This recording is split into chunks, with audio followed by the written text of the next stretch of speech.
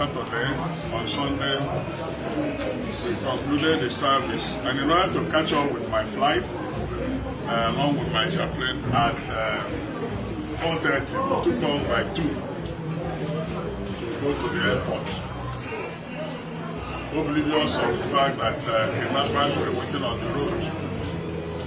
And as we were descending to Leru is in Abia State, these people came out from the bush. They divided themselves into 3 places. Some people were at the back, some people were at the center. Those who shot, who fired at us. And there was another group in front. Make sure that we didn't run away. They fired shots at our vehicle. And eventually, they abducted us, 3 of us. The communication man of the church was able to escape. The driver was able to escape. They captured the Bishop of Owerri and my chaplain, took us into the bush and were torturing us. In fact, it was in the process of that torture that I hit my right eye on a tree. And even when blood was flowing and it was soaking my handkerchief, they didn't feel like anything happened. Or they said that we should follow them, that they are not actually against Nigerian citizens, they are against the government. And the government is a bad government. They are Fulani boys, all the 8 are Fulani. And they are Fulani boys, and that if any day they see the president, they will chew him. He's their brother, that they have disappointed them and disappointed Nigerians. They will chew him raw. Or any of his representatives, they will chew him raw. Well, I said, well, even though I'm part of government, but I'm a church man. I'm a man, Christian. I'm not a government official. It's okay. That is what has saved you. You would have killed you outrightly without asking for any ransom. But now that you're a church man, let's go inside the bush. So we moved and trekked up to 15 kilometers. But I knew that it was from my area. I knew that we were rigmaroling and winding, going up, going down, going up. And eventually at 11 p.m., they said, okay, now we negotiate. Each of us will pay 50 million, and we're going to pay 150 million.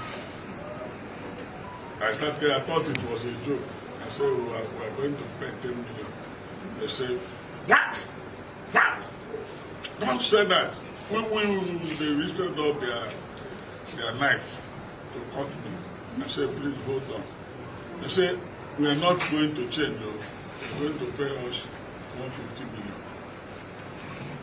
Eventually, they said, okay, because you are a father. And these boys are between 18, their leader is about 35 years. I told them, all of you are younger than my own daughter and even my son. You are younger than them. I'm supposed to be your fellow. I say, we know, that's why we are not very harsh with you. Otherwise, we would have been very harsh. One of them was the one understanding English. The other ones were speaking Fulani, not even Hausa. So they now say, okay, Oga, let us tell you what you will do. By then, they have taken my episcopal ring, because it's gold-plated. They've taken my wedding ring. They've taken this thing. They said, and they took or ransacked our bag and took all the money. They said, okay, do you know what to do? Pay us 100 million. It's not negotiable. If you talk, we shoot you, kill you and forget about the money and kidnap others. I said, okay, we will pay you 100 million. So they said, after some time, they said, where is the money? I said, this is Sunday night now. How can we get money this night? And you know that this seat at home in Igbo land, you can't afford the money now. Be patient till morning. We'll make contacts. Then we make contacts within and around Umunneochi, make contact from our issues. My wife's line was not good, so I know she must have been very depressed and confused. So eventually I was able to get her. I told her my life, nothing had happened. I told my wife I'll be released, but it's a matter of time. And she told me she had already got that to go to pray. So they were praying. Now, at the time they said, we are delaying them. My bishop of Owerri, they laid him on something. And somebody raised knife. And they're going to cut off the head. Now the blood will spill on me. And then I'll know they're serious. The other one pointed to, I said, don't kill. Is it money? We will raise the money for you. So, but the irony of it, what pained me most, was where they were situated. The soldiers, all of Fulani extraction, Nigerian soldiers, they were there at Loma Junction. And these boys were going behind them. Meanwhile, they kept their cows somewhere, numbering about 200, somewhere, down, with some people, and they're all together. People were taking care of the cows, but they were, parading us in the bush, until finally they settled somewhere. They said, when are you bringing the money? I said, by 12 noon, I'll call the people I contacted whether the money had been raised. And I called them. They are gathering the money, and they had it. They said I will use my phone to talk, that they can't use their phone. They don't want to be tracked. Because if they use their phone, the security forces will track them down. Then I used my phone and negotiated. I told my people, they said we are raising money. Somebody mentioned we have raised 30 million. I said, SOC, please, any money in the office. Life is more important than money. Yes. Transfer it to a certain account. Let's pay them that 100 million. And eventually, by 3 p.m., they said, call your people. And I called them. The man that picked the phone said, we have raised 130 million. I said, please, give them 100 million. And the package, they said, their leader said, package the money. Their leader was born in Igbo land. So born from Sudan, but the parents had died. He was born in Igbo land. She said he was born around Omai, Abuju, where the father was a cow dealer, cow. The boy understood Igbo. When I was talking to Bishop Mark in Igbo, he said, "Oh, we moke nasu. It's na mama Igbo. Nna no kuhi ni ni. So stop talking Igbo here. Think we are joking with you. I'll beat you." He said, "Don't beat me, I'm an old man." So eventually, in fact, they pointed gun at us. We were in the middle as criminals, and they were pointing all their guns on us. And they said, if you involve security men, if you involve police or soldiers or DSS, we will kill you, because our life will be at risk. We'll kill you first. He said, down there, once you did that, God, there are 7 decomposing bodies there. In fact, we cut off their head. They are there. So if you like, but we're perceiving the order of killing human beings. So they said, cooperate. So the man, the anchor man, I told him, what you may do, please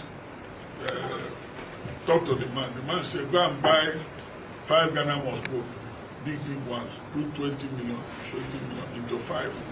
Bring it to somewhere, we'll come and take it. Then he said, that we should be here with 2. 2 of them, one was like this one. They pointed gun at us. They said, if the Oga said shoot, if we disappoint them, or if they count any bundle of the money and it's not up to 10 million, they will kill us. So they will count it 20 million into 5. And then they will tell them to release our phone. They say, Oga, where we don't want to release your phone is, when we don't want to hold your phone, they will use it to track us. So take your phone. Well, we were there. At the time, they said, around 5:30, the youngest boy, who I think is younger brother to their commander, said, Oga, congratulations, you are free. You can go now. We have got our money, you can go. Let me show you the road. They took us to old road where they wrote "Welcome to Imo" and the goodbye from Abia. You know, we share boundary. The old road to Isochi. Then they say, you know this road? I said, I don't know. I pretended because it's my village. Uba is my village. I said, I don't know the place. They said, follow this road. You get to somewhere. You see people there. So I followed the road. We followed the road there first until we saw people. But what pains me most is that these people told us that they are going to bring, after buying enough weapons, they bring all those that have been put in disarray, driven away from Zamfara, Katsina, Zambisa forest, that they are all coming to locate themselves in Igbo land, that there's no security in Igbo land, that they will come there and then they will deal with us.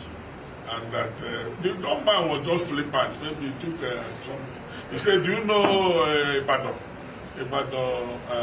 Lagos Expressway. We are in all the bush there. We're everywhere there. We're also in the south. So we are waiting for the slightest signal. We will finish you people and take over this land. So they claim that Nigeria belongs to Fulani. They said that is why we are afraid of. You know, I've been talking about this open grazing and this Roga. They have a plan. And I accuse the soldiers who are not non-Christians. Some of them are Fulani. They are part of it. But they are shielding this man. You know, when our people wanted to call the bush, the soldiers said, if you move a step, we finish you. Don't go there. So they know where the boys are, they know the location, and what they do is in the daytime they use their cow to confuse people.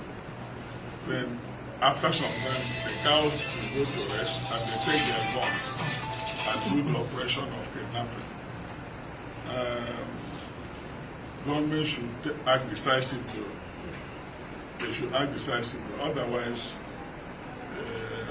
what is happening in the northern part of the country will be a child's play to what will happen here.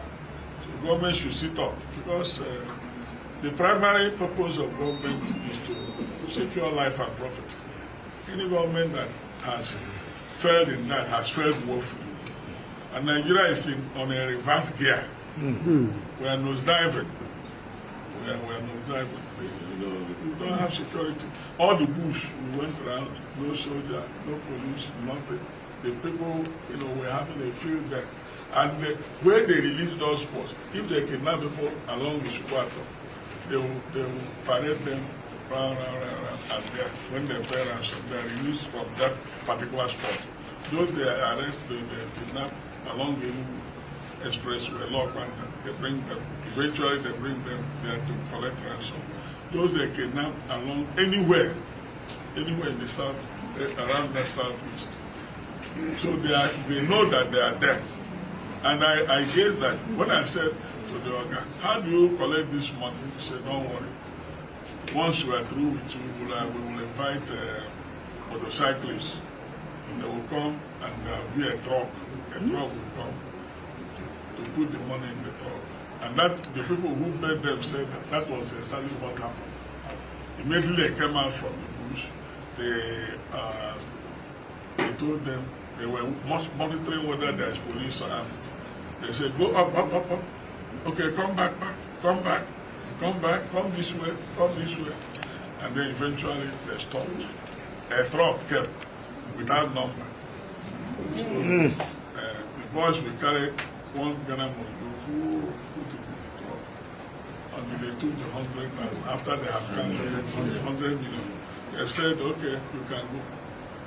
So that's how we get back. So the people have been saying, even some people, I don't know what they wanted to achieve, that I said.